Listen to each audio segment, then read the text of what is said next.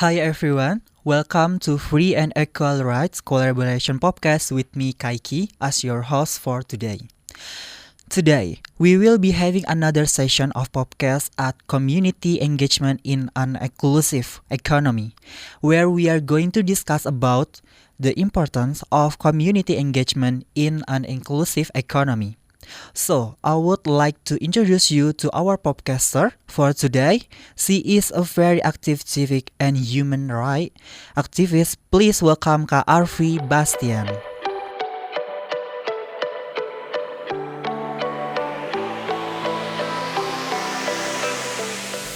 Terima kasih Kai, selamat sore, selamat datang di podcast Free and Equal Rights. Kali ini kita akan berbicara tentang inclusive economy, community engagement in an inclusive economy. Dan kita kedatangan dua tamu istimewa, tamu spesial yang sudah cukup terkenal di seantero Indonesia. Yang pertama adalah Kak Anggun Pradesha. Kak Anggun adalah seorang Indonesian trans woman artist and activist. Kak Anggun sebelumnya pernah sebagai Companion for Name and Gender Change Hearing dari tahun 2024 hingga saat ini. Lalu juga sedang juga bekerja dengan Rumah Dialog Brainstorming Room and Film Screening Balik ke Jambi as a means of family acceptance for trans women and parents dari 2023 hingga saat ini. Lalu sebagai mentor dan consultant for trans women and gender justice issue freelancer tahun 2021 hingga saat ini.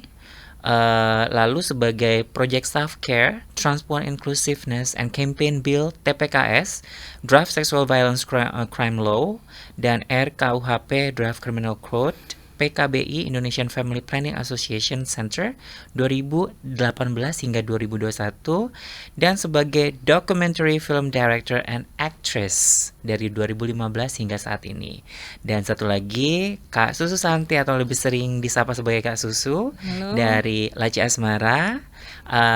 Kak Susu adalah sebagai founder Angsana Asmara Indonesia atau lebih sering dikenal sebagai laciasmara.com dari Mei 2013 hingga saat ini. Lalu sebelumnya pernah sebagai Business Development Executive Thingscape Advertising LLC Dubai UAE November 2007 hingga Juli 2012. Lalu sebagai Brand Executive Modi for Revlon Bangalore, India dari Mei 2006 hingga Oktober 2006. Lalu sebagai Junior Advisor Volunteer Freedom Foundation for Drug Addicts, Alcoholics and HIV Victims, Karnataka, India, Agustus 2005 hingga September 2006, dan melakukan jenjang pendidikan untuk Bachelor of Art, Public Communication, SD Design and Study tahun 2000 hingga 2023.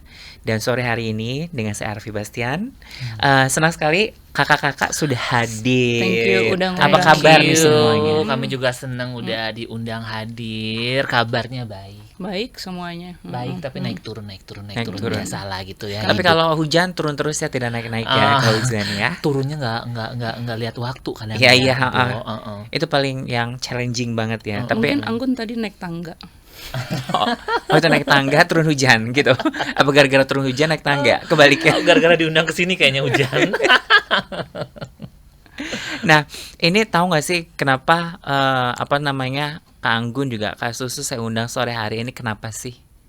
Ya tahu dong, mau ngebahas tentang ekonomi inklusif dan community engagement yang seperti kamu bilang sama aku gitu kan ya, Arfi ya. Nah, kita kan tahu nih kondisi ekonomi inklusi itu berarti kan semua lapisan masyarakat itu berhak mendapatkan hak yang sama ya. Iya, untuk merata, habis itu mendapatkan perlakuan sama di mata hukum dan dibantu oleh pemerintah. Kita nih kenapa mengambil isu itu tuh sebenarnya karena pasca COVID-19 banyak permasalahan yang terjadi di kelompok marginal, misalnya perempuan dan sexual and gender minority itu banyak mengalami hilangan pekerjaan, lalu susah untuk mendapatkan pekerjaan formal, belum lagi ada persekusi maupun juga stigma dan diskriminasi. Nah, kalau yang saya lihat di sini kan Kak Anggun kan benar-benar dekat sekali ya dengan apa tuh namanya, Teman-teman komunitas teman-teman transpuan, komunitas heeh. transpuan maupun non-binary, nggak Heeh. hanya di Jakarta tapi di luar Jakarta. Boleh nggak cerita sedikit pengalamannya selama COVID-19 itu seperti apa, Kak? Oke, jadi aku mau nambahin sebetulnya permasalahan akses ekonomi inklusif itu, akses pekerjaan itu sudah melekat banget di teman-teman transpuan dan queer people lainnya itu tuh dari jauh sebelum pandemi ya, of course ya. Jadi pas pandemi yang tadinya kerjaannya pada sektor informal, kemudian karena semuanya di apa sih blok gitu, PPKM ya waktu itu ya, jadi semua tidak bisa mengerjakan kerjaan-kerjaan yang mayoritas banyak tuh kerjaan yang freelance seperti itu. Nah, yang paling terasa banget itu tuh di serapan anggaran waktu ketika aku megang proyek pemberdayaan untuk teman-teman transpuan dari segi ekonomi waktu itu, melatih untuk bikin usaha kecil dengan melatih kayak membuat dimsum atau membuat cake gitu segala macam. Itu tuh jadinya justru malahan budgetnya nggak keserap banyak karena acara yang sudah direncanakan itu bertemu langsung jadi online gitu. Tapi justru kabar baiknya jadinya acaranya kegiatannya yang harusnya cuma 1 atau 2 kali bisa jadi lebih banyak tapi via online. Cuma kan kita tahu sendiri ya, kadang-kadang via online ya gurunya ngajarnya via online, lalu kemudian videonya juga via online dan lain sebagainya, itu kan ada keterbatasan ini dan itu gitu. Dan kalau keseharianku memang sampai sekarang pun gitu, aku menyebut diriku aktivis transpuan yang juga kebetulan adalah seniman. Jadi memang kerjanya ya bareng-bareng komunitas, lalu kemudian spesifikasi kekaryaan seni yang aku buat itu tuh pasti mayoritas berbicara tentang inklusivitas untuk teman-teman transpuan gitu, untuk mengembalikan kesadaran orang-orang di luar sana bahwa jangan melihat transpuan itu sebagai transpuannya, tapi melihat kami itu sebagai manusia gitu loh. Jadi tentu orang yang bergelut di dunia ini, dengan dunia yang spesifik transpuan, otomatis aku ngerasa, dan aku juga aktivis, aku ngerasa kayaknya kita perlu deh bikin semacam kolektif yang untuk at least membuka lapangan pekerjaan untuk teman-teman transpuan itu sendiri. Dan aku juga bekerja sama dengan Sanggar Suara, dan ada di bawah Sanggar Suara itu ada Trans Creative ID. Nah, di situ dimana kita memproduksi kekaryaan yang ya tentu disupport oleh donatur gitu ya. Dan semua krunya itu trans, baik itu transgender perempuan ataupun transgender laki-laki gitu. Ternyata sangat aktif ya, walaupun COVID itu sudah terjadi tapi masih idenya masih ada di sana. Nah, sedangkan Kak Susu sendiri gimana, Kak, selama COVID-19 kemarin pengalamannya? Tadi sangat menarik ya, karena kita ngomongin ekonomi dan kesempatan para teman-teman kita gitu dengan stigma dan masih dilihat di sebelah mata. Menurut aku bukan karena COVID juga, tetapi memang in general memang rada sulit untuk Dari dulu, bukan karena si COVID doang. Mungkin COVID itu lebih parah karena kita tuh tidak bisa beraktivitas secara bebas gitu keluar rumah. Yang kalau dari aku sih, dari sisi taruhlah aku membuat satu perusahaan yang sebenarnya inklusif yang sebenarnya juga memberikan produk-produk yang bisa dipergunakan untuk semua gender. Kami juga bekerja sama dengan ya aktivis juga dengan para komunitas untuk kayak kemarin kita membuat film juga, atau enggak kalau bisa support acara-acara mereka gitu. Dulu pertama kali bahkan tahun 2013 ketika kami launching satu baju dari kulit yang kita pakai modenya sebenarnya trans. Dan itu dipublikasiin di Milan. Jadi maksud aku, bagaimana caranya untuk siapapun, menurut kita sih siapapun tuh layak diberikan kesempatan untuk bekerja bagaimanapun bentuknya, kayak apapun gendernya gitu, karena semua orang tuh layak untuk diberikan kesempatan dan diberikan kebahagiaan Itu. Jadi balik lagi yang seperti aku bilang tadi, lihatlah teman-teman yang kelompok rentan ini, kelompok transpuan ini atau kelompok queer ini sebagai manusia yang juga punya skill gitu. Betul. Kalaupun belum punya skill ya tugas negara kan ya mencerdaskan warganya, mencerdaskan kehidupan bangsa. Sebenarnya bukan itu tugas negara juga gitu, tapi kita Kita semua juga, gitu, misalnya tetangga, kayak teman, kadang-kadang bahkan di antara kita aja tuh tidak mau mendukung atau tidak nggak bisa lah, gue nggak bisa ngair nih orang gitu. Iya betul. Padahal sebenarnya, dan itu jadi bikin ada contohnya misalnya kita waktu itu meng-hire trans juga, jadi bikin mereka tuh jadi nggak percaya diri dikarenakan ya dari lingkungan rumahnya mereka sendiri, atau ya rumahnya sendiri kan sebenarnya support yang paling pertama ya. Iya, Kalau lu nggak dapet support dari si keluarga ini, lu rada susah buat keluar gitu. Atau enggak, kalau kantor kita kan memang inklusif kan. Jadi support yang dapat dari teman-teman kita di kantor tuh memang sangat besar. Cuman ketika ini orang pulang ke rumah lagi kan sama aja ya gitu. Jadi itulah sebenarnya yang memang harus dilihat support sistemnya dulu gitu. Terus bagaimana kita juga bertanggung jawab untuk ya memberi pengaruh juga kepada orang-orang lain di sekitar kita bahwa ya udah, lu dikasih kesempatan ya, mereka juga kan manusia. Iya betul. Karena perbedaan, misalnya perbedaan baju kayak perbedaan muka, terus lu nggak mau jadi memberikan kesempatan buat mereka, nggak mau berteman sama mereka. Itu dulu aja yang dicoba untuk di-clearin dulu. Memang susah sih untuk merubah pemikiran orang, tetapi kalau dicoba tiap hari kan Iya. mau nggak mau kan ya gitu. Harapan kita mungkin, harapan aku sih mungkin kaum milenial yang open mind, lalu kemudian Gen Z ini kan, lalu kemudian cuma masalahnya tuh aku memperhatikan tuh kan sekarang ini penerimaan itu untuk yang teman-teman yang milenial open mind dan juga Gen Z itu kan jauh lebih terbuka ya, karena bacaan mereka itu kan literasi yang dikonsumsinya dari luar atau apa yang lebih berkembang gitu. Cuma masalahnya ini kemarin tuh jadi bahasan rencana kerja kami aku kan sekarang ketua Dewan Pengawas Sanggar Suara. Rencana kerjanya adalah bagaimana kita merangkul teman-teman yang sebetulnya tuh dia tuh punya perspektif yang mendukung sama seperti Mbak Susu gini, tapi kita belum pernah berkegiatan bareng sama mereka. Kita terlalu fokus sama orang yang tidak bisa diapa-apain lagi, yang nggak bisa nerima kita apa adanya. Itu ngapain gitu. Well, dari percakapan yang barusan kita saya dengar ya, itu melihat berarti banyak tantangan yang kita hadapi saat ini ya. So far, kalau dari teman-teman sendiri itu kondisi status ekonomi Indonesia ini khususnya ke kelompok marginal tadi itu gimana sih kondisi ekonomi teman-teman marginal saat ini?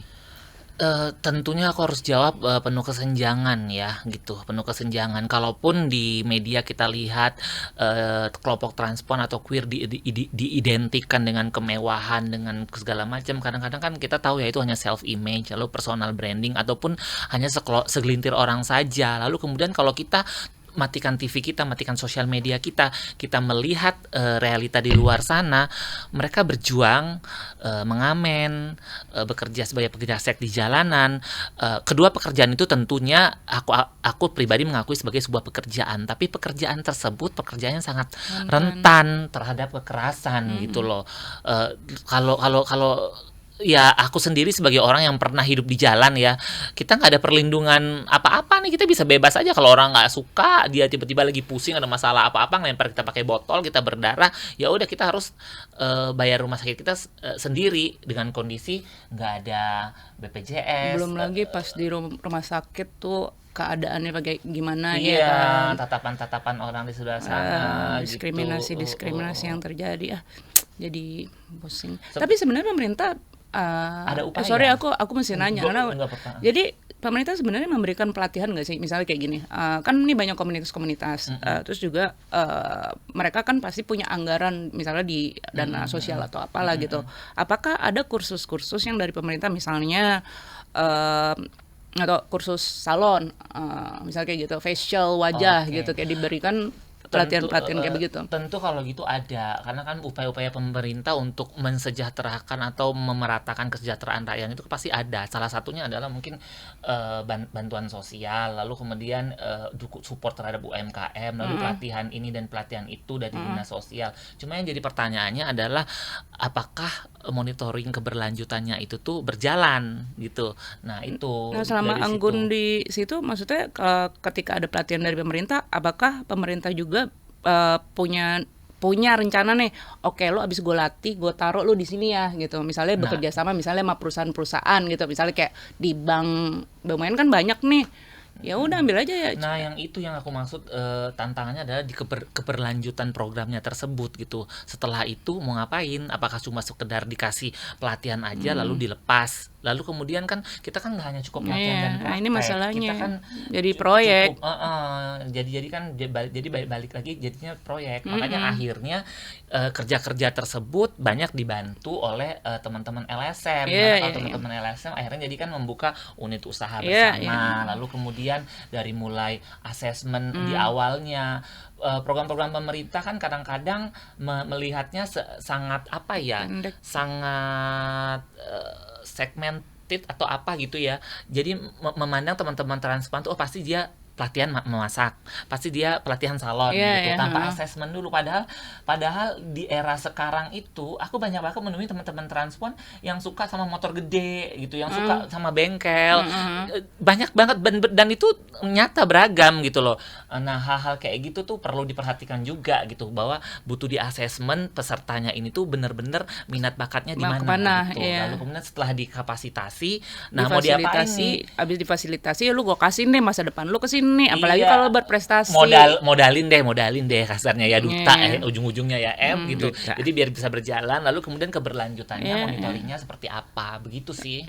Ini kalau misalnya saya meng-quote ya, saya sempat membaca untuk apa namanya di Kompasiana nih tanggal 15 Agustus kemarin ya, status dengan, kalau Kompasiana kebetulan dia mengangkat isu hak mendapatkan pelayanan kesehatan di masyarakat, legal, kebijakan, dan implementasi, salah satunya adalah hak kesehatan. Tapi itu meng-quote dari salah satu lembaga internasional yang berbasis di New Zealand. Jadi Human Right Measurement Initiative, di mana mereka menghitung dari semua hampir 10 negara di dunia, itu sudah sejauh mana sih tingkat HAM-nya warga negaranya itu sudah terpenuhi. Nah, Indonesia kita kan ngomong masalah quality of life ya. Yes. Dan kita ngomongin masalah ekonomi kan berarti kan kualitas hidupnya mereka. Nah, di sini itu disebutkan bahwa untuk dari hasil inisiatif itu disebutkan sekitar 75,4%. Di mana kalau misalnya di-compare dengan global global best benchmark, itu tuh kita masih jauh untuk banget. menuju cukup seperti itu. Berarti kan ini kondisinya seperti yang tadi disebutkan oleh Anggun maupun oleh Kak Susu masih perlu ditata lagi lebih Iya, baik betul. ya. Yang mana ini kalau secara general, apalagi kalau misalnya kelompok marginal seperti sexual dan gender minority dan juga kelompok perempuan seperti itu. Nah, melanjutkan dari poin-poin tadi itu, kalau tadi Kak Anggun sempat menyampaikan bahwa pemerintah telah melakukan upaya pemberdayaan, namun upaya monitoringnya tadi ya, Dan mungkin keberlanjutannya itu ya kita ngomongnya monitoring, evaluasi, dan learning ya, MEL ya, itu masih perlu ditingkatkan.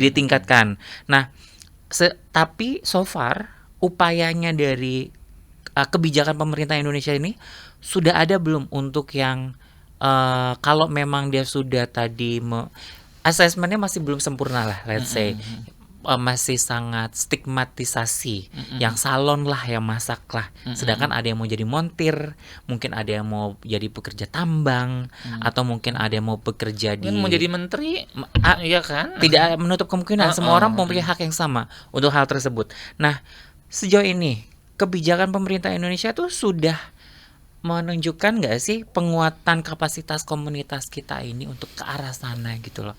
Karena kalau yang tadi disebutkan tuh kesannya tuh masih sangat normatif ya. Normatif, ya udah dibikinin warung, dibikinin salon, udah selesai permasalahannya. Kan nggak seperti itu.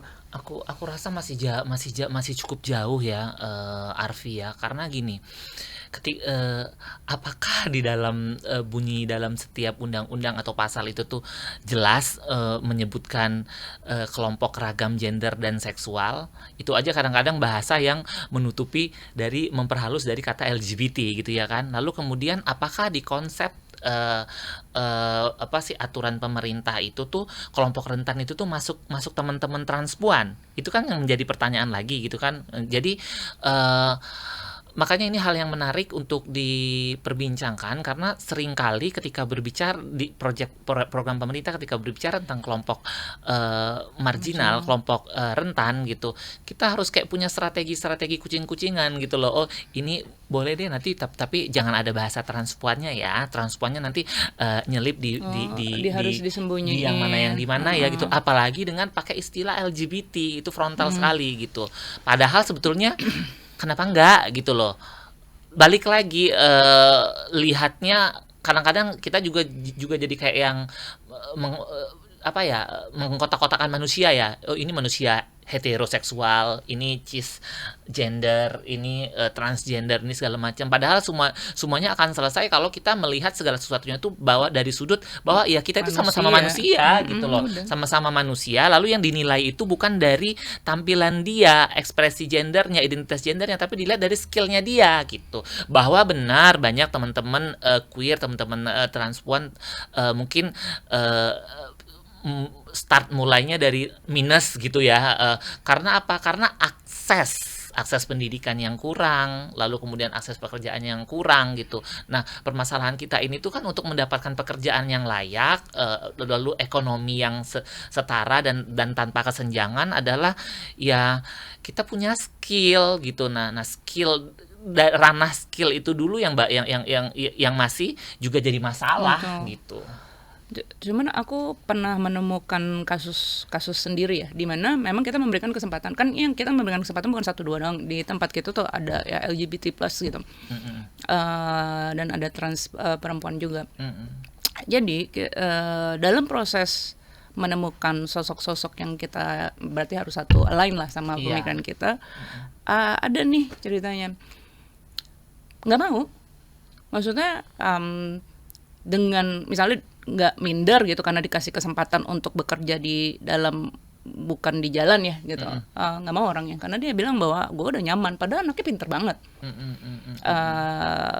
bisa membuat proposal nih, baru ngomong doang ya, dia bisa tahu bahwa ini marketing nih kayak begini, cuman tinggal diasah doang, diberikan pelatihan atau diberikan training dikit udah jadi nih anak. Tapi dia nggak mau karena dia bilang aku udah nyaman untuk kerja di begini jalan, gitu.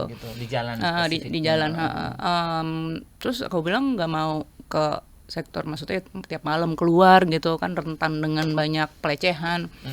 Nggak apa-apa kok, aku udah nyaman begini aja gitu, aku menerima takdir dari Tuhan gitu. Nah itu bukan 1-2 kali loh Gun yang kita temuin kayak begitu gitu. Kalau misalnya kurang percaya diri masih bisa dibawa lah gitu kan, karena kan kita support semuanya gitu. Tapi kalau misalnya yang ini memang udah nggak mau aja keluar dari zona kenyamanannya. Aku pikir tuh bagian dari self stigma ya, karena menstigma diri sendiri bahwa nggak mampu ke arah sana gitu. Lalu kemudian berbicara tentang akses pekerjaan, kita juga harus mempertimbangkan bukan serta merta lo gaji kerja di sini tapi gaji lo dibeda-bedain sama yang lain, ya dia nggak mau lah gitu ya, yang nggak boleh gitu. Dan ini memang kejadian itu sering banget. Kadang-kadang ada dulu tuh aku waktu megang beberapa kerjasama dengan NGO tuh, kalau narasumbernya transpuan pasti fee-nya tuh jauh lebih kecil daripada narasumber yang lainnya gitu loh. Tapi itu tentang project inklusi gitu loh. Dan itu aku pernah menyuarakan gitu, aku menyuarakan keberatanku. Sama aja bapak itu mungkin S1, S2 atau S3 gitu. Tapi teman-teman transpuan ini dalam isu yang dia dalamin itu mereka expertnya, karena mereka turun ke jalanan, turun ke lapangan, harusnya sama. Apalagi itu program-program inklusi. Kan aneh ya kalau dibeda-bedain itu. Kalau di sisi pemerintahan ya masih oke lah kan, siapapun itu manusianya, antar manusia yang sesama cis aja mungkin ada perbedaan penggajian begitu ya. Jadi aku kadang-kadang melihat teman-teman lebih karena pernah mencoba untuk masuk ke sektor yang lebih dari sekedar di jalanan, tapi ternyata dia ngerasa uang yang dia dapatkan jauh lebih sedikit daripada dia ketika dia kerja Di jalan. di jalan gitu. Sementara kita kebutuhan dasar kita tuh kan apa Harus ya, terpenuhi. mau nggak mau Iya. adalah uang, dan kadang-kadang uang ini tuh bisa membeli sebuah penerimaan. Faktanya kayak di keluarga lah, Itu, contoh iya, gitu. itu, Banyak banget iya. temen-temen yang akhirnya diterima keluarga. Ya aku nggak bilang keluarganya matre ya, tapi salah satu cara kita untuk bisa diterima keluarga itu adalah membantu perekonomian Iya, keluarga. iya, Dan iya. rata-rata tuh jadi tulang punggung keluarga, termasuk kadang-kadang aku sendiri gitu. Nah, cukup menarik sekali sih sebenarnya. Tadi mau saya tambahkan juga, mungkin ini tidak hanya terbatas di teman-teman keberagaman gender dan seksualitas ya, Iya. tapi pada dasarnya karena kita di Asia, budaya Asia seperti itu, di mana rata-rata anak menjadi tulang punggung keluarga Iya. dan uang menjadi nomor satu ya, untuk menunjukkan status, menunjukkan Emberan. menunjukkan kekuasaan atau power, Heeh. bahkan bisa ya itu tadi, mohon maaf quote ya, mungkin ada yang bisa membeli sesuatu, bisa dibeli dengan uang seperti Iya, itu. Berarti tadi untuk kebijakan pemerintah itu sebenarnya banyak sekali yang kurang, dan banyak juga sebenarnya gap-gap ini yang seharusnya pemerintah juga bisa mereformasi mental ya, reformasi Iya. mentalnya itu bagaimana permasalahan hak dasarnya tadi belum terpenuhi, tapi ternyata masih ada kultur dan budaya yang lain masih ngikut melekat gitu. Iya, Belum betul. lagi di asal mungkin dia dari Sumatera akan berbeda budayanya dari Jawa, atau dari Jawa berbeda dengan dari Kalimantan dan yang lainnya seperti itu. Bukan berarti saya mengangkat isu kesukuan ya, tapi kita bilangnya background yang berbeda ya, latar belakang yang berbeda, mungkin ruang lingkup yang berbeda akan membawa kondisi atau permasalahan yang juga berbeda. Betul. Seperti itu. Nah, ini kan menjadi masalah penting ya, terhadap kondisi ekonomi, kondisi penguatan atau pemberdayaan masyarakat ini. Dan itu kan sebenarnya masa depan demokrasi kita itu tulang punggungnya tadi ya, bagaimana memenuhi hak masyarakat. Sebelum saya melanjutkan pertanyaan, mungkin kalau ada teman-teman yang ingin menanyakan bisa mengirimkan pertanyaan tersebut, nanti akan saya bacakan dan saya akan menanyakan langsung kepada narasumber kita yang hebat-hebat ini.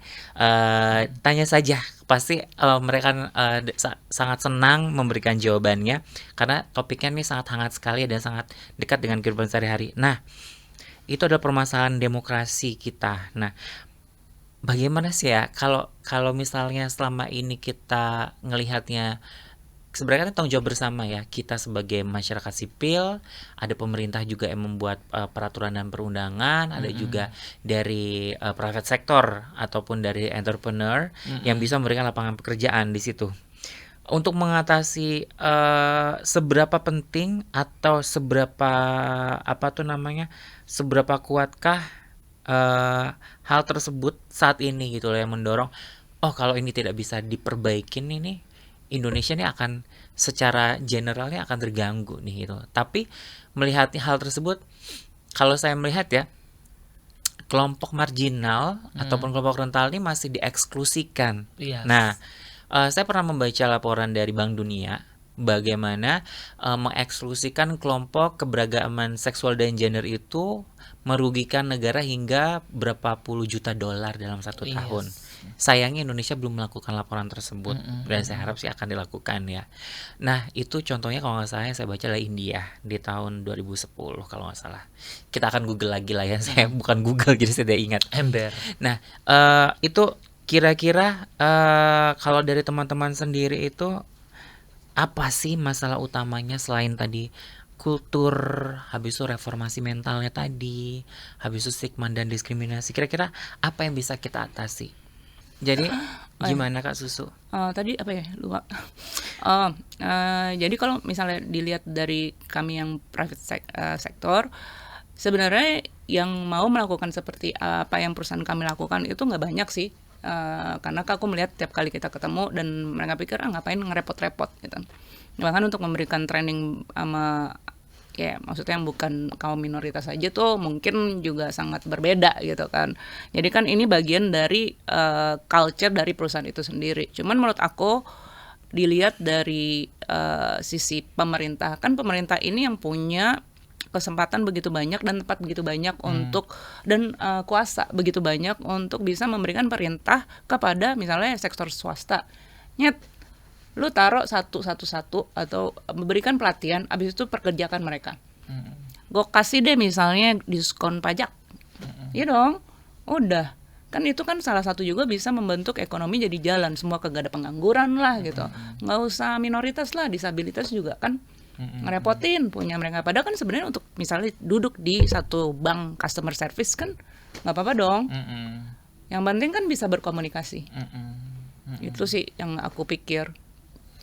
Kalau aku sih ngelihat upaya pemerintah untuk memberi kuota untuk teman-teman yang rentan itu, contoh kayak disabilitas, kita sering banget ya diakses layanan umum, semisal kayak di OJK atau di kantor mana itu di kantor kepolisian yang ngurus SKCK itu ada representasi dari teman-teman disabilitas gitu ya. Tapi aku hampir nggak pernah melihat bahwa ada representasi dari teman-teman transpuan yang jadi customer service di kementerian mana segala macam mana. Makanya balik lagi seperti yang aku tanyakan tadi, jangan-jangan dalam pemerintahan yang dimaksud kelompok minoritas dan kelompok rentan itu tuh mengeksklusi kelompok transpuan ataupun queer seperti itu. Kayaknya iya sih. Kalau aku lihatnya masalahnya itu lagi-lagi juga, apalagi di society kita yang lekat banget terhadap stigma, diskriminasi. Ketika udah ngomongin masalah itu tuh di segala lini pekerjaan deh pasti punya pandangan seperti itu. Aku aja gitu, sebelum memutuskan untuk membuat film dokumenter, aku tuh kan menaruh impian di dunia acting gitu ya. Tapi beberapa kali temenku yang sutradara itu tuh harus mencopot namaku karena produsernya yang ngasih dana takutnya nanti filmnya tuh image-nya buruk karena teman-teman ada representasi teman-teman trans gitu. Jadi pemikiran di masyarakatnya dulu yang harus dibentuk gitu. Dan itu adalah tugas kita bersama-sama dengan negara lah, memberikan mulai masukin kurikulum pemahaman tentang ragam identitas gender ini gitu. Nah, tadi sempat disebutkan ya untuk yang masalah kuota untuk kelompok disabilitas selalu ada, namun untuk kuota selain itu tidak tersedia ya. Walaupun sebenarnya tadi sebutkan let's say sebagai customer service yang mungkin mohon maaf ya agak sedikit tokenism ya kalau saya merasa, karena kok hanya bisa jadi customer service aja padahal bisa jadi manager, bisa jadi director gitu. Karena kita ngomong kalau di Amerika kita ngomongnya enggak di Amerika tapi di luar negeri, mostly Amerika yang ngomongnya merit base ya. Merit base itu berarti kalau emang kamu pintar dan kamu layak dan kamu punya kapasitas, kamu bisa menduduki posisi tersebut gitu. Apapun identitasmu. Walaupun sebenarnya masih ada gender gap gender gap payment di Amerika itu juga masih terjadi. Nah, jadi kalau misalnya tadi itu ya kalau saya pernah baca dulu itu bahwa ada edaran larangan untuk mempekerjaan kelompok keberagaman gender dan seksual. Jadi itu ada satu tulisannya tuh dilarang menjadi LGBT maupun transpuan di situ. Syarat-syarat pekerjaan. Syarat pekerjaan itu untuk PNS itu sudah tertulis. Jadi saya tidak yakin kalau disabilitas itu bisa mendapatkan kuota, tapi kalau yang LGBT otomatis tidak akan dapat kuota. Ya karena ada hal itu tersebut. Seperti itu. Padahal semua orang berhak untuk mendapatkan pekerjaan yang layak dan equal pay gitu loh. Padahal kan kita bisa tahu banyak teman-teman juga sekolah tinggi-tinggi. Karena teman-teman transpuan juga banyak sekolah tinggi-tinggi. Kenapa mereka tidak bisa juga kerja di pemerintah formal gitu loh? Sedangkan semua orang berhak untuk di situ kan? Padahal secara kapasitas itu tadi yang dirimu bahas tadi, kita punya banyak bakat-bakat yang tersimpan yang luar biasa ini untuk bisa membantu membangun negara ini menuju arah yang lebih makmur, lebih baik gitu. Jadinya tapi akhirnya kita tenaga-tenaga kita yang harusnya bisa dipekerjakan, dipergunakan dengan sebaik-baiknya, jadi ya kalau ada risetnya mungkin Indonesia banyak rugi kali ya karena nggak mempekerjakan teman-teman transpuan atau nggak mempekerjakan teman-teman LGBT dalam sektor ini dan itunya gitu. Nah, ini ada 2 pertanyaan nih sudah masuk nih. Apa sih Kak tantangan terbesar dan dari mana datangnya? Apakah dari masyarakat umum atau dari kelompok keberagaman gender dan seksualitas itu sendiri?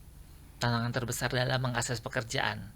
Tantangan besar kita yang tadi kita sebutkan, yang kita bincangkan tadi itu, yang terkait dengan pemberdayaan masyarakat atau lapangan pekerjaan tadi itu. Tadi kan Kak Susu sempat bercerita bahwa tidak semua, walaupun Kak Susu mempunyai nilai yang inklusif dalam perusahaannya dan ingin merangkul teman-teman komunitas sebaik-baiknya, tapi ada satu pengalaman di mana datang itu dari komunitas sendiri. Tapi kalau pengalaman dari Kak Anggun sendiri itu, kalau tantangan terbesar kita ini untuk pemenuhan ekonomi itu apakah datang dari masyarakat umum atau ada datang dari kelompok kita sendiri itu? Masyarakat umum yang utama gitu. Jadi gini, kebijakan-kebijakan DPR, Dewan Perwakilan Rakyat, kebijakan-kebijakan yang dihasilkan DPR adalah kebijakan-kebijakan yang dia ambil dari rakyatnya. Lalu perspektif masyarakat, perspektif rakyat terhadap kelompok minoritas, kelompok transpuan itu kan masih sangat stigmatize ya, sangat diskriminatif. Mereka masih dengan mitos-mitos, kalau transpuan tuh orangnya baperan, terus kalau dia nanti begini, nanti kriminal nggak ya, segala macam lah, ini segala macam lah gitu. Padahal kan sebetulnya kuncinya adalah harus bisa membedakan antara identitas transpuan dan perilaku. Iya benar, ada transpuan itu manusia juga gitu, yang dia juga bisa melakukan sebuah kejahatan kriminal, tapi jangan dilekatkan dong dengan identitasnya. Sama seperti halnya kita melihat laki-laki dan cis perempuan di luar sana, ada yang melakukan kriminalitas, tapi kan tidak dilihat sebagai gendernya, itu adalah perilaku yang bisa dilakukan oleh semua orang. Jadi akar masalahnya memang makanya setiap kali di LSM itu selalu kita gaungkan kegiatan kemasyarakatan untuk sosialisasi ke masyarakat, karena dari pemerintah pun banyak aturan-aturan yang tadi sangat diskriminatif, lalu larangan ini larangan itu, ya bagaimana representasi teman-teman transpuan bisa ada di sana gitu loh. Boro-boro jangankan customer service, mau jadi manajer pun nanti ya gimana, terbatas gitu.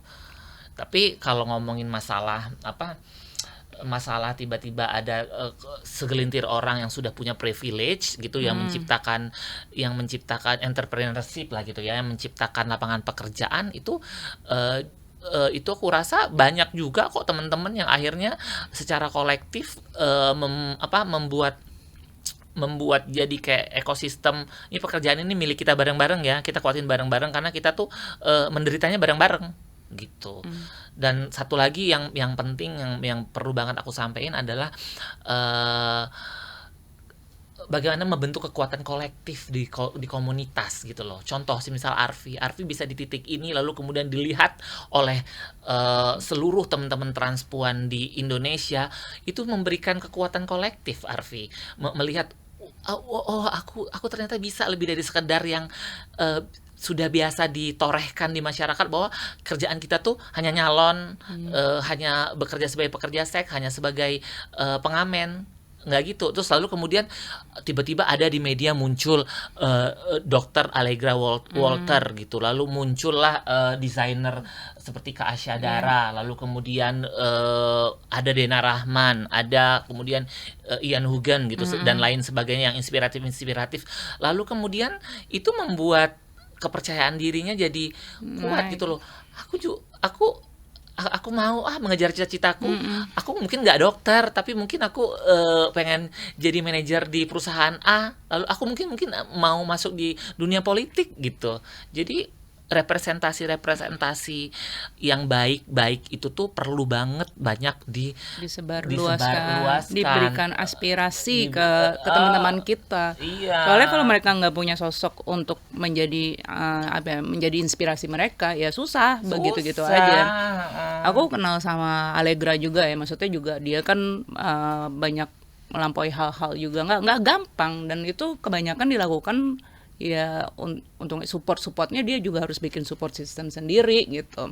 Ian juga, aku sangat senang sama dia karena dia masuknya tuh benar-benar ke masyarakat nih begini nih gitu, bahwa sangat mulus gitu dengan apa yang diomongin, dengan menulis, melukis gitu-gitu.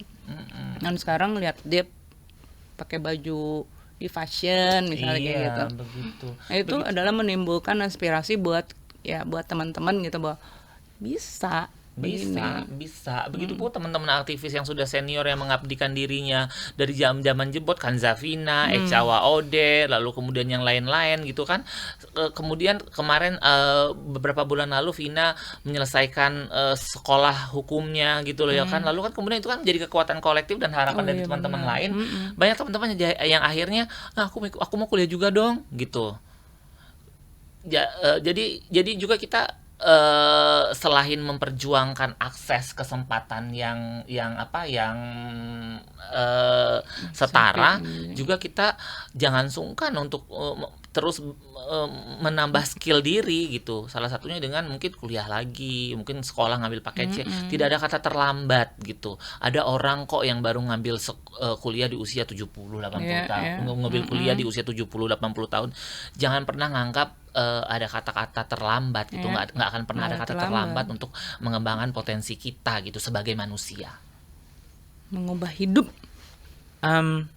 Lalu tadi kan sempat tantangannya kalau dari Kak Anggun bilang lebih baik dari masyarakat. Nah tadi kalau menurut Kak Susu sendiri bagaimana tantangannya? Karena kalau kita ngomong masyarakat umum bisa termasuk pemerintah juga ya. Oh ya pasti, kalau itu sih memang masyarakat umum. Karena kan aku nggak seperti Anggun yang benar-benar involved di dalam komunitas gitu. Iya, jadi tapi at least dirimu tahu iya, lah, gitu, kenal kita. memang kenal. Mungkin kalau dari aku sih dari sisi masyarakat sendiri lah yang memang rada lumayan sulit untuk bagaimana ya, kita bisa menegongkan pemikirannya mereka, tapi kita harus kasih asupan gizi bahwa ya udah nggak apa-apa kok, gini kita berikan dia pengetahuan atau gini deh, karena kan kita kan tidak diberikan banyak pengetahuan terhadap apa itu perbedaan gender, apa itu identitas gender, kayak gitu-gitu aja kan.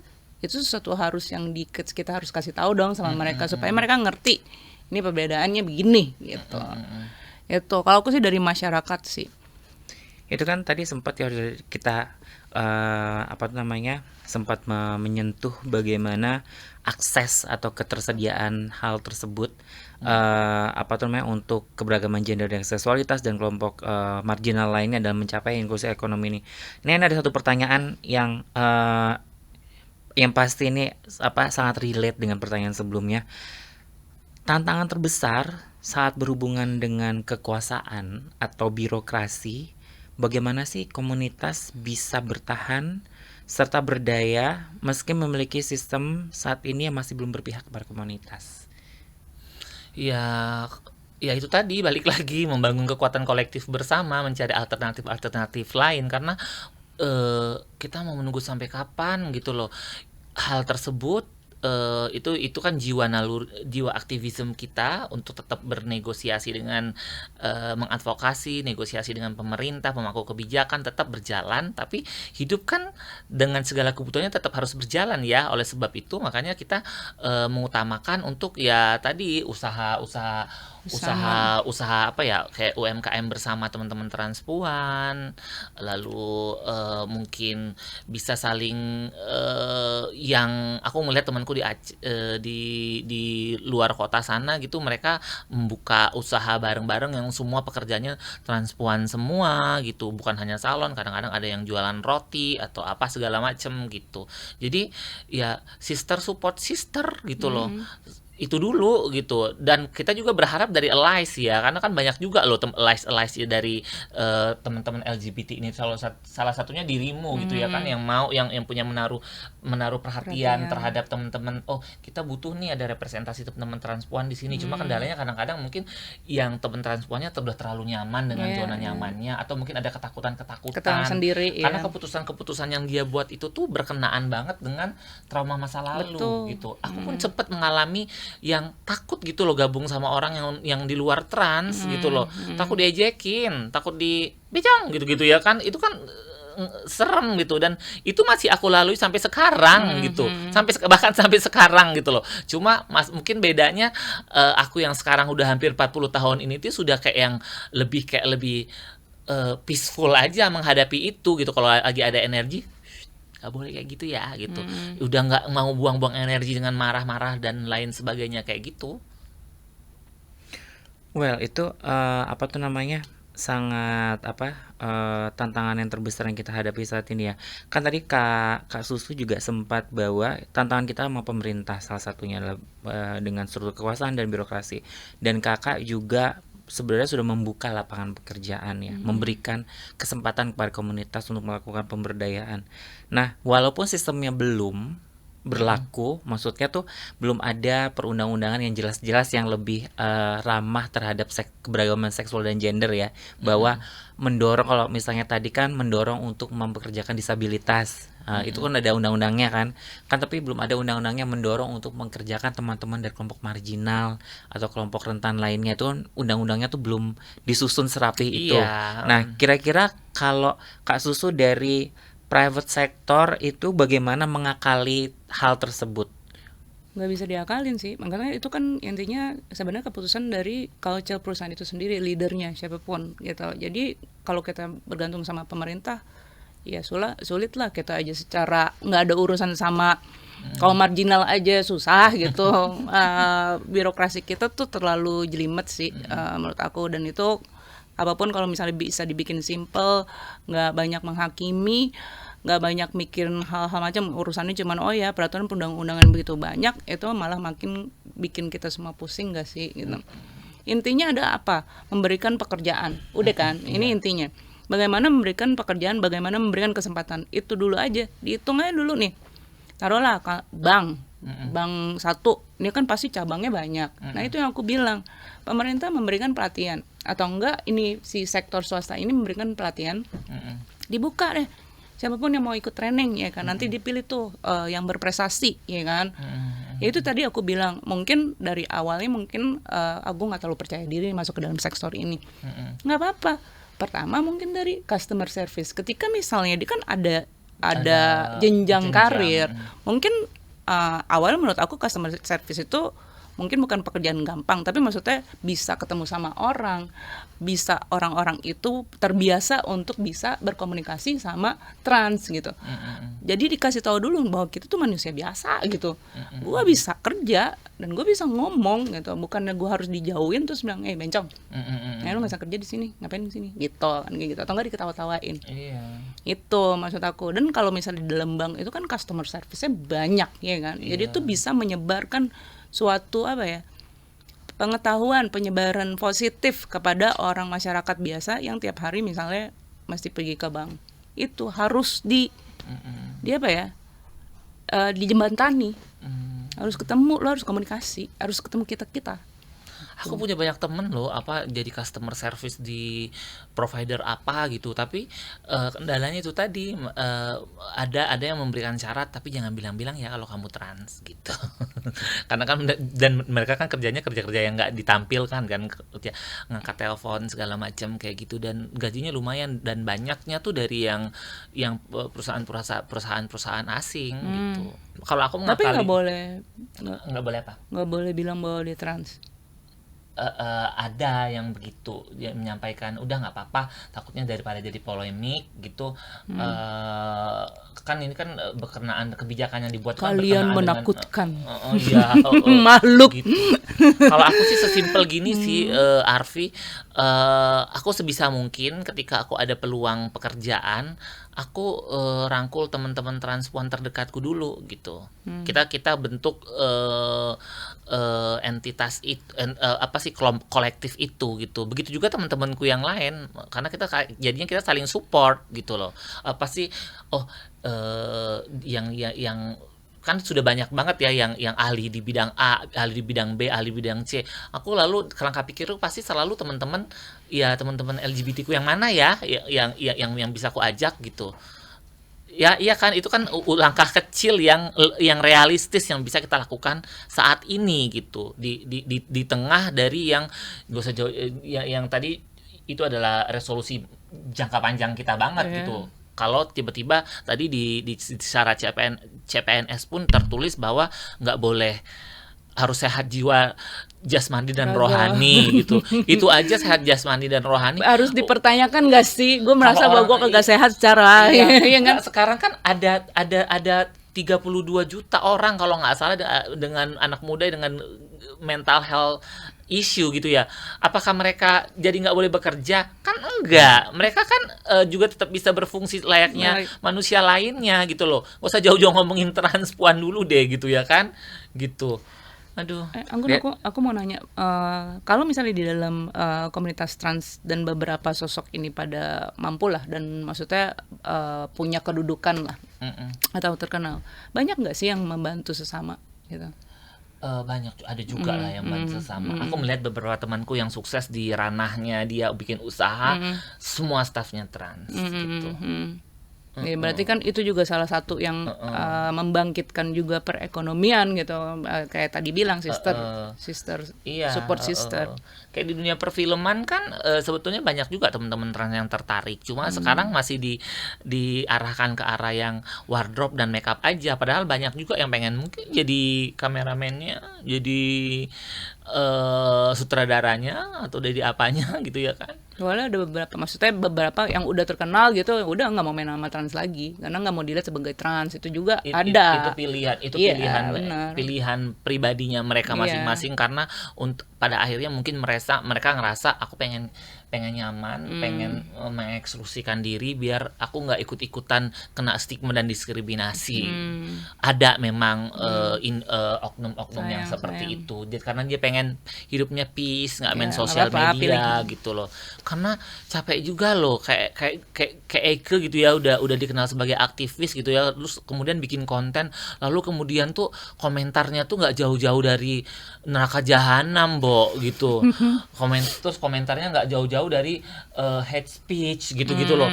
Itu tuh bikin stres. Iya, benar. Walaupun sebenarnya nggak relate ya, nggak kenal juga ya. Iya, nggak kenal orang juga random ya. gitu loh. Ya mungkin ya itu karena mungkin yang bersangkutan nggak punya pekerjaan selain menjadi buzzer untuk melakukan hal tersebut. Iya, Jadi gitu. makanya tadi sempat disebutkan hidup sudah banyak tantangan yang kita hadapi, lebih baik mencari peaceful ya. Peaceful, makanya tadi kalau masih punya energi memberikan nasihat, kalau misalnya tidak lebih baik diam. Tapi bukan berarti tidak melawan ya, seperti itu. Nah ini sebagai salah satu pertanyaan konklusi nih, kalau ini pertanyaan akan beda ya, biar sudut pandangnya berbeda. Nah kalau dari Kak Anggun sendiri nih ya, ini sejauh mana sih pemerintah dalam mencapai agar ekonomi kita di Indonesia ini lebih inklusif dan melibatkan teman-teman di komunitas? Ya tentunya jauh lah, Arfi. Yang seperti yang dari awal-awal kita bahas itu ada perda diskriminatif, ada peraturan yang kemudian tidak inklusif, ya jauh lah gitu. Mungkin kalau ya Indonesia mungkin belum memikirkan tentang yang tadi negara yang dirimu sebutkan, bahwa kalau dibikin kayak semacam riset, apa sih kerugian negara ketika tidak menggunakan sumber daya dari teman-teman LGBT dan queer atau teman-teman transpuan, apa sih gitu. Padahal kita tuh juga ada yang capable, banyak yang capable. Akhirnya mereka mengabdikan dirinya di mana? Ke luar negeri kan? Nggak dipakai di Indonesia, karena di Indonesia nggak dipakai. Kalaupun dipakai gajinya, ya ampun, persyaratannya segudang tapi gajinya pas-pasan gitu. Gimana dong, Bo, gitu. Nah kalau Kak Susu sendiri tadi kan sempat melontarkan bahwa perusahaan Kak Susu sendiri yang sudah mendukung ekonomi inklusif secara tidak langsung karena menginklusikan teman-teman dari komunitas. Tapi bagaimana dengan perusahaan-perusahaan lain yang Kakak tahu? Apakah mereka sudah menggalakkan hal tersebut? Maksudnya apakah Kakak juga mengetahui ada beberapa perusahaan yang di Indonesia lah, let's say mau nasional ataupun multinasional ataupun internasional yang sudah mulai lebih dekat ke kelompok rentan dan marginal untuk memberdayakan mereka sebagai staffnya atau sebagai freelancer atau sebagai part-time job gitu loh. Anggun, kayak perusahaan gue tuh segede gaban ya ngomongnya. Amin, nanti satu saat. Sumpahin ya, jangan didoain, kalau doain lama ya ampun. Jadi kalau selama aku keluar dengan komunitas bisnis gitu, mau di klinik kayak mau di mana, itu sangat sedikit sih. Mungkin kalau misalnya kita hitung 10, mungkin yang ada cuma 1. Dan itu pun mungkin ditaruhnya bukan di posisi-posisi yang menurut aku tuh harusnya bisa empowering gitu, maksudnya bisa dibuat berjenjang. Jadi kadang-kadang nggak ditaruh untuk kelihatan sama orang gitu. Jadi memang diperlukan energi dan juga keinginan buat kita juga untuk menyebarkan hal-hal ini kepada teman-teman yang lain gitu, untuk bisa investasi taruhlah di teman-teman kita. Kalau misal kita ngomong beramal kan nggak bener juga ya, tapi kan taruhlah kalau misal juga ada orang yang beramal, lu beramal di sini, emang apa salahnya sih lu mempekerjakan? Kasih aja kesempatan dulu. Kalau misalnya emang nggak bisa kerja ya udah, gitu kan? Atau at least ikut tes itu, tes wawancara ini, tesnya pun nggak tahap seleksi awalnya pun ini tuh enggak. Iya, Jadi langsung gimana begitu. kita mau membuktikan skillnya kita gitu, kasih dulu lah kesempatan. Iya, kasih aja kesempatan, ketemu aja dulu, iya kan? Ketemu aja dulu. Nih nggak banyak yang mau juga untuk ya udah, ini ngapain buang waktu. Dan disitulah mulanya bencana ini terjadi. Kalau lo orang kagak dikasih kesempatan, bagaimana ekonominya jalan? Udah gitu aja. Nah, sebagai penutup nih, aku mulai dari Kak Susu. Pesan apa yang ingin disampaikan nih kepada para pendengar nih terkait dengan inklusi ekonomi khususnya menyentuh perempuan dan kelompok keberagaman seksual dan gender? Kalau aku sih satu doang, kalau misalnya kalian punya kesempatan untuk memberikan pekerjaan kepada yang marginal gitu, apapun gitu, kasih aja kesempatan dulu, lihat, ketemu, cari. Kalau misalnya kita bisa investasi secara hati juga, pikirlah bahwa mungkin kita bisa berada di situasi itu di dalam dunia lain gitu. Dan kalau misalnya lu punya kuasa dan nggak bisa memberikan itu, tuh kayaknya sayang banget sih, bener sayang. Jadi berikanlah kesempatan kalau kalian punya kuasa untuk memberikan kesempatan kepada kaum marginal. Kalau aku sih, Harvey, mungkin lebih ke yang ngajak untuk melihat kami itu transpuan sebagai manusia gitu, yang punya skill gitu, dan tentunya kasihlah kesempatan gitu, kasih kami kesempatan membuktikan bahwa kami punya skill dan kami juga layak untuk dipekerjakan. Seperti itu, sesimpel itu sih kalau aku. Berarti ada pesan yang bisa saya ambil di sini, bahwa isu kemanusiaan adalah isu semua orang ya. Iya. Tidak hanya kelompok perempuan atau kelompok rentan aja, tapi semua orang pun punya andil untuk memberikan kontribusinya terhadap keberlangsungan hidup halayak umat lebih besar lagi. Iya. Terima kasih sekali Kak Anggun, Kak Susu sudah hadir sore ini dengan insight yang sangat berharga, yang semoga para pendengar bisa mengaplikasikannya dalam kehidupan sehari-hari. Dan disclaimer ya, ini kan kita mempunyai kebebasan untuk berekspresi ya. Tadi kita ngomong ada beberapa kata-kata yang mungkin dianggap teman-teman itu kok pakai katanya seperti itu adalah kebebasan. Ini ruang safe space ya, untuk berbicara, bahwa kita tidak berusaha untuk mendiskreditkan satu kelompok ataupun satu golongan tertentu, tapi kita memberikan suatu pengetahuan di mana kita bisa memperbaiki apa yang masih kita rasakan masih kurang di kemudian hari. Terima kasih untuk waktunya, dan kita akan bertemu lagi. Jangan lupa untuk follow sosial media kita, ada di YouTube dan maupun di Instagram. Dan saya kembalikan kepada Kay. Selamat sore. Oke, terima kasih banyak Kak Arfi, Kak Anggun, dan Kak Susu untuk diskusinya pada sesi ini. Terima kasih juga semua yang udah datang pada hari ini.